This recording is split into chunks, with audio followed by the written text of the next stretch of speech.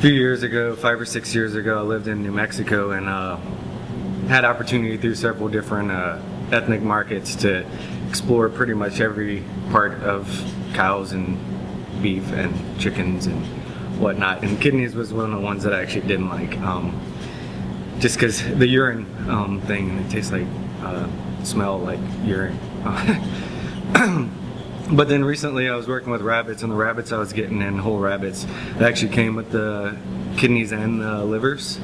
So I started working with both of those. I ended up putting the rabbit livers on the menu. So I got lamb kidneys, decided on a grilled kidney. And then as I worked with it, I marinated it and cooked it several times, several ways, like sous videing it first and then charring it and then also just grilling it straight up.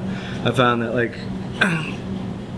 once you pass mid-rare, a lot of that urine flavor and aroma kind of disappears. So one of the things working with the kidneys is you get in here and you'll see that there's all this membrane. So that needs to be taken out.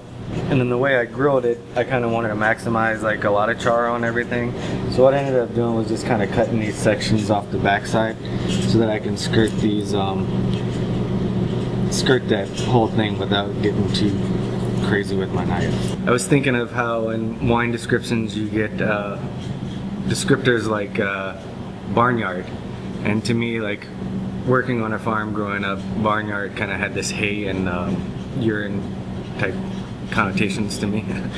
I've been working with hay a couple months ago, and the bartender did a dish with a hay infused mezcal.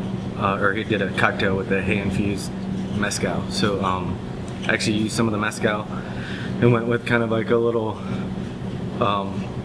that type of theme, Hispanic with mezcal, and I did kidney beans because that's kind of funny. And this is my grill.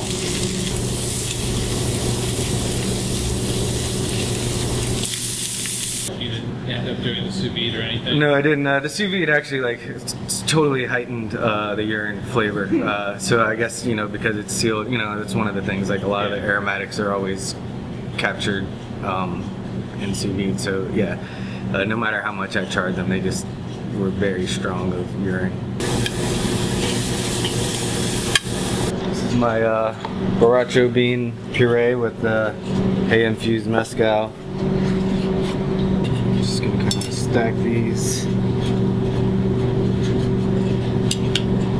This was the crumb that I made that has some fried kidney beans, some grated lamb salami, and then the smoked dried ground lemon peppers. So just kind of spoon this over.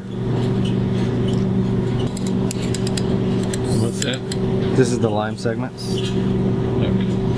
Just put a couple of those through here. Acidity and brighter flavor. I got some fried sage here that I'll use. So then I just go for it. Just talk about what it tastes like.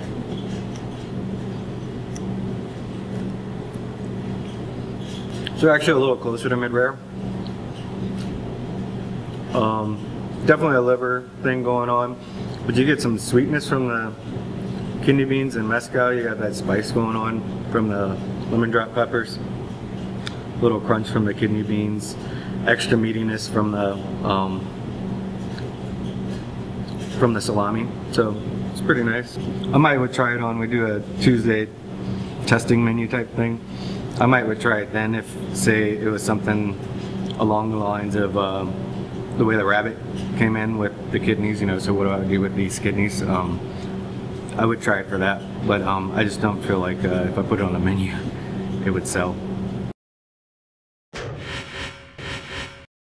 I wanted to choose Juan Kim of Kimski, and I wanted to give him the ingredient ponce, which is, I'm from Louisiana.